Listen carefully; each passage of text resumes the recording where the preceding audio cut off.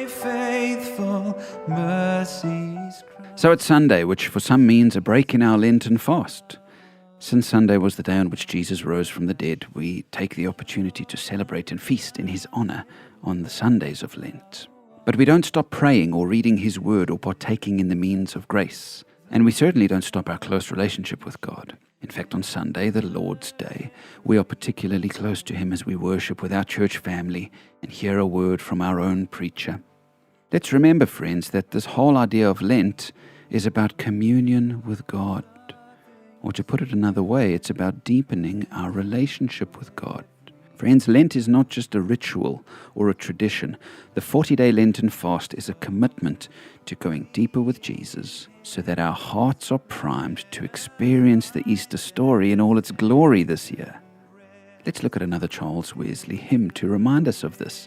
He writes, "Talk with us, Lord, thyself reveal, while here o'er earth we rove. Speak to our hearts and let us feel the kindling of thy love." Kindling is something that causes a fire to burn. Wesley here is saying that when God speaks to us, our hearts burn. And this reminds me of the men on the Emmaus Road who said to each other once Jesus left, "Were not our hearts burning within us while he talked with us on the road and opened the scriptures to us?" Luke 24:32. Get close with God today in prayer. Perhaps you've been doing it all week. Perhaps you haven't really been doing this Lent journey. Either way, get close with God in prayer today. If you're listening to this before you go to church, take this attitude with you to church, asking God to kindle a fire of love in your heart.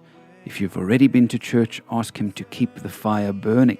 As you face another week ahead, ask God for that fiery warmth within from his Spirit.